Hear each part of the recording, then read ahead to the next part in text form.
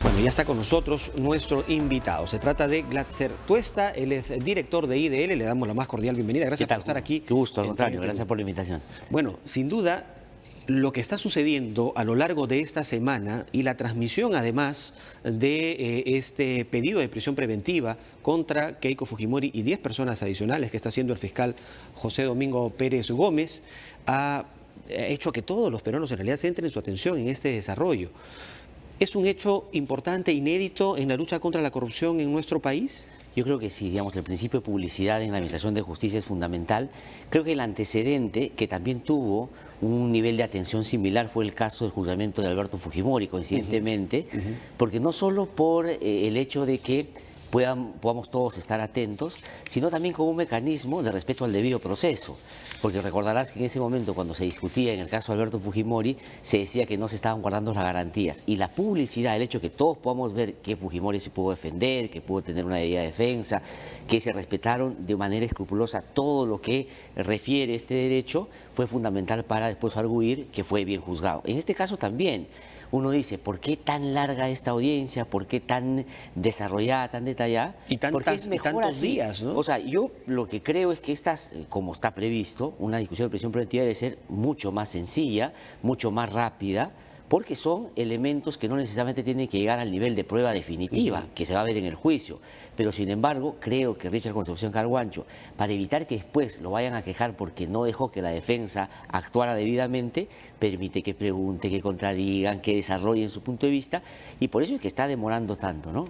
Ahora, la posición y un poco el rol que cumple el juez en este caso no es determinar la culpabilidad de una parte o su inocencia. Claro, este no es un juicio adelantado. Lo que pasa es que muchas personas creen que aquí se está juzgando ya a estas personas y lo que devenga eso es inocencia, o sea, es decir, absolución o culpabilidad. No, lo que se está discutiendo acá es un ámbito, todavía primero un escenario preliminar. En segundo lugar, solo se tienen que estimar 3 elementos. Uno, si es que hay elementos razonables de convicción, es decir, que lleven a pensar que esta persona pudo haber cometido un delito.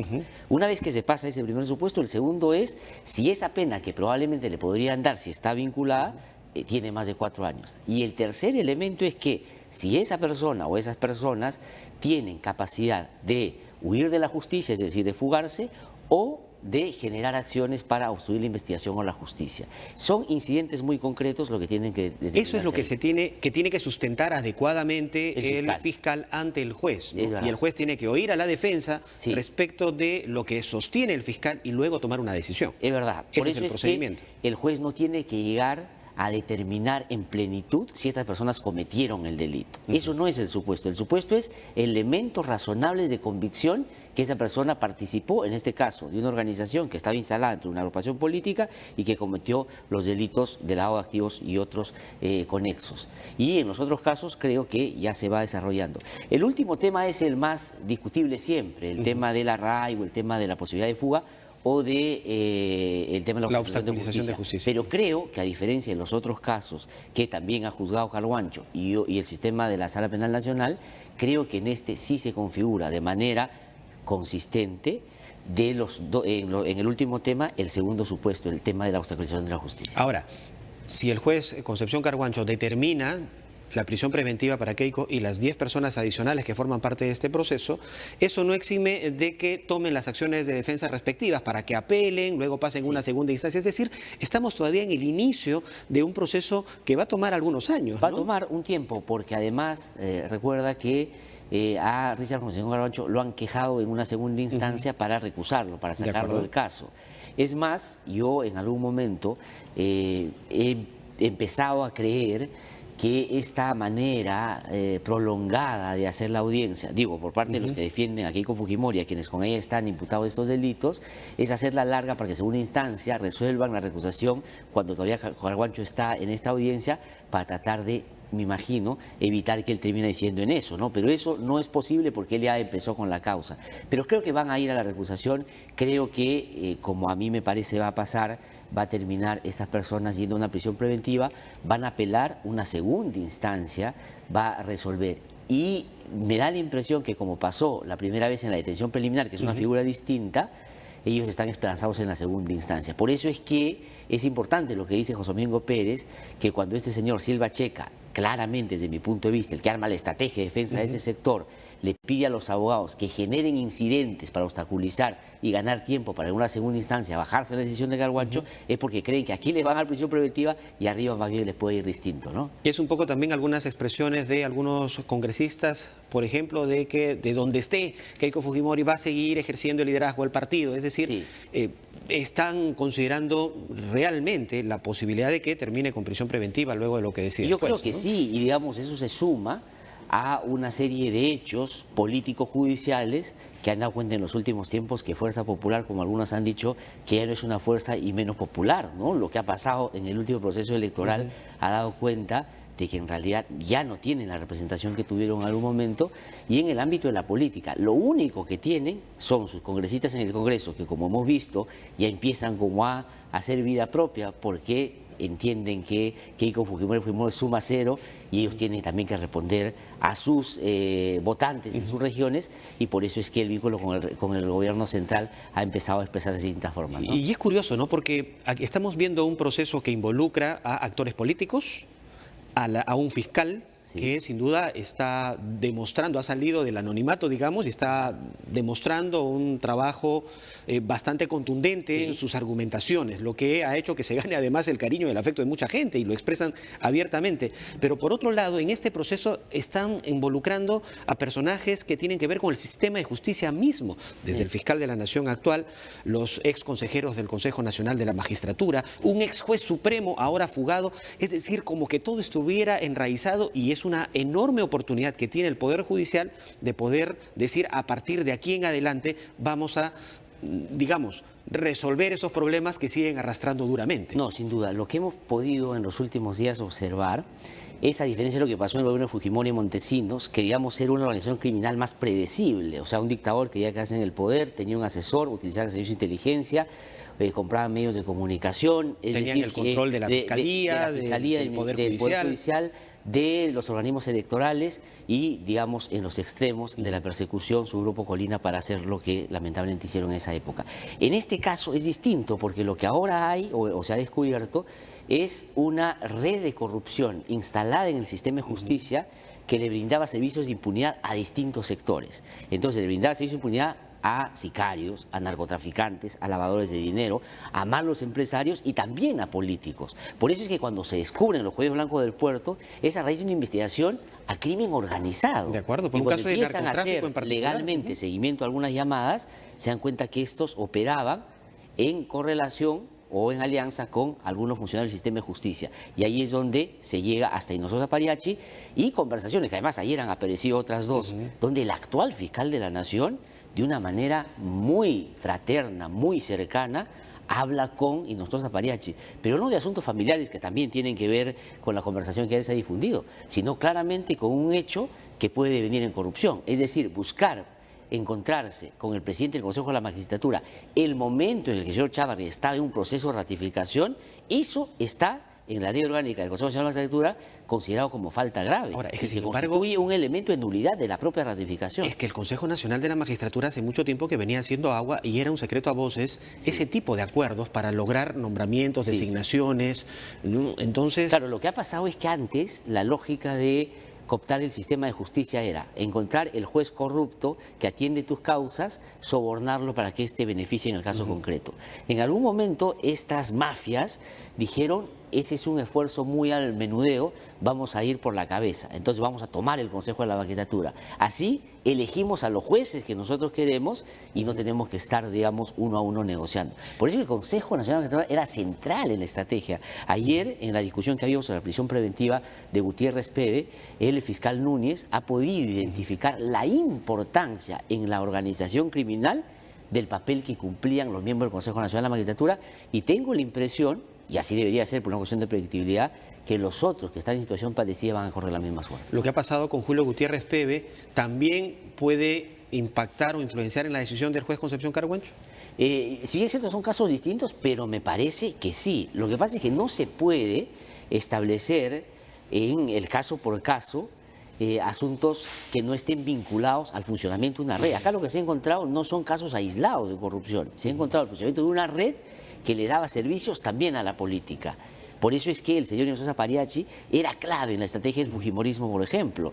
Las cercanías con Inostroza eran de ida y vuelta. Lo que quería el fujimorismo era que cuando sus casos llegaran en casación a la sala de este señor, que este señor se la trajera abajo, cosa que ya fue haciendo con el caso de lavado de activos que la propia Corte Suprema tuvo que revertir. Pero en segundo lugar, lo que Inostroza quería para el funcionamiento de la red, llegar a ser presidente de la Corte Suprema y copar absolutamente todo el sistema de justicia. Porque además eso funcionaba con el hecho que ellos ya afirmaban, que ya tenían el Ministerio Público. Es decir, ya Chávarri era parte de lo que ellos consideraban este plan para manejar el sistema. Ahora, y a propósito de eso, el fiscal José Domingo ha dicho que va a tomarle las declaraciones al fiscal de la Nación. El fiscal de la Nación ha dicho que no le corresponde porque tiene un grado inferior, es de una jerarquía menor al respecto. ¿Qué opinas? ¿Eso es posible? Bueno, es decir, lo que pasa es que el fiscal de la Nación no está siendo investigado en el caso. Lo que están pidiendo es que le tomen su declaración porque aparece referido en varias circunstancias. Lo que efectivamente, por cuestión de rango, lo que puede hacer es el fiscal José Domingo Pérez, para tener la versión, es justamente pedir a la Fiscalía Suprema, ¿no es cierto?, para que un fiscal supremo le pueda tomar esa declaración en base a lo que el fiscal José Domingo Pérez quisiera que él responda, ¿no? Entonces, ¿es correcto que él no le puede tomar la declaración? O sea, tendría que hacerlo a través de una instancia superior que tendría que ser un par, ¿no? Me parece, pero digamos, eso no quiere decir está impedido de solicitar que el señor fiscal de la Nación no deba testificar en ese caso, sobre todo si el fiscal José Domingo Pérez ha determinado en esta etapa previa de su investigación de que él está estrechamente ligado al tránsito o a la estrategia de impunidad de los que hoy día están siendo investigados. Eso obedece en similar responsabilidad o obligación de participar a un congresista o a un ministro de Estado o al mismo presidente de la República también. Es decir, el hecho de que sea un fiscal provincial no limita sus facultades. Tendría que utilizar los mecanismos formales para llegar a recoger la información. Sin duda, y eso hace la diferencia en el trato del sistema de la justicia con unos y otros, porque hay mucha gente que dice, ¿por qué a Inostroza Pariachi se tomó tanto tiempo en poder ponerlo en una situación de recaudo? Porque claro, él tenía el antejuicio. Y cuando no hay un Consejo Nacional de la Magistratura que pudiera agilizar las cosas, porque tuvieron que destituirlo y finalmente ponerlo a disposición de la justicia, es el Congreso que se convirtió en ese único ente para levantarle este fuero. Y es ahí donde la alianza que tiene el fujimorismo con el APRA han hecho que finalmente Inostroza Pariachi no solo demorara en el levantamiento de su fuero, sino le dieran tiempo para fugarse, ¿no? Ahora, inmunidad que ya no tiene. Ya no tiene. Es decir, ya el Congreso habilitó las investigaciones y el mismo fiscal ha anunciado que en los próximos días estará viajando a España a tomarle las declaraciones al ex juez Inostroza respecto de este caso. Y entonces lo que va a pasar es que ahora sí está todo el camino liberado para poder hacer un procedimiento un poco más célere. Pero es interesante también lo de Inostroza Pariachi por la importancia que él ha tenido en esta red criminal. Y es que en el Congreso lo blindaban para evitar que pueda ser procesado o llegar a este estallido en que está, para que él pueda todavía desde el sistema de justicia darles una mano en las causas pendientes en el Poder Judicial a este grupo político. Pero ahora, como eso ya no es posible porque él está caído en desgracia, lo que me imagino que están esperando es que no hable todo lo que sabe, porque lo que diga Inostroza va a ser central para, digamos, poder desenredar toda esta madeja, ¿no? Y Inostroza, además, por esa misma razón, tiene una capacidad de negociación respecto de lo que él diga para disminuir las consecuencias de su posible sanción. Y eso es posible porque hace no mucho se modificó la ley de colaboración eficaz, donde los cabecillas de las organizaciones criminales pueden acogerse a esa figura. Recuerda que antes no podían hacerlo, solo los que le integraban la podían hacer y no los cabecillas. Ahora él podría perfectamente hablar y ahí sí se puede llegar, digamos, a otros niveles, ¿no?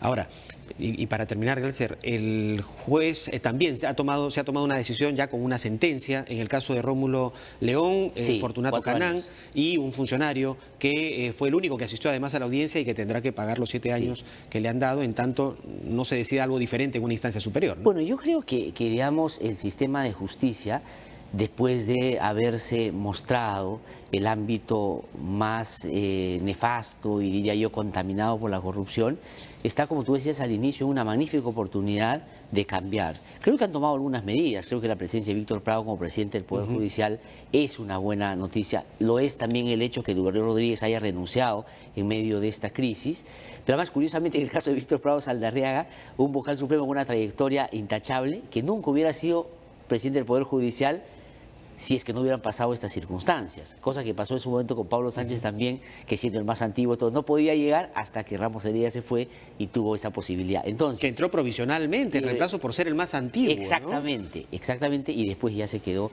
los 3 años. Pero lo que quiero decir con eso es que creo que la ciudadanía no solo está atenta a lo que hagan en términos de cambios en adelante, sino en lo que les toca ver hoy día. Y creo que hay algunas muestras que ayer mismo se han presentado que dan cuenta de que quieren caminar en esa dirección. Ojalá sea así, ¿no?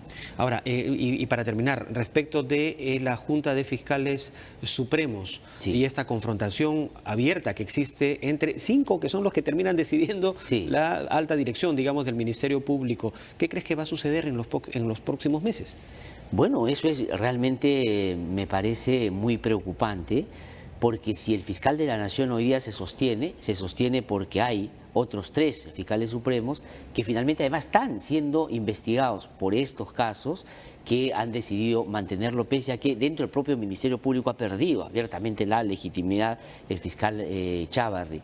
Yo creo que las cosas van a avanzar, yo creo que las investigaciones van a dar cuenta de niveles de vínculo mucho más fuertes y más allá de que por el momento crea que tiene el manejo Chávarri, va a tener que dar un paso al costado o buscar un mecanismo, porque finalmente lo que está haciendo es no solo utilizando el Ministerio Público para defenderse, sino deslegitimando y desdibujando una institución que es fundamental. Así como hay Chávarris, hay, digamos, José Domingo Pérez, hay Rafael Vela, que están haciendo un papel importante, y como la fiscal Sánchez o la fiscal Castro, que, digamos, con mucha valentía han afrontado estos casos, y creo que claramente la mayoría de la población ha tomado y ha partido por ese sector decente y no por este otro que es muy cuestionado. Y es muy importante que los ojos de la ciudadanía estén muy al pendiente de lo que esté sucediendo, porque van a respaldar o rechazar lo que se haga bien o lo que se haga mal, respectivamente, ¿no? O sea, yo creo que ahora el fiscal Chávarri ha estado en un claro empeño en los últimos días de buscar maneras para tratar de traerse abajo las investigaciones sobre los cuellos blancos del puerto y sobre lo que está pasando en el caso Lavallato.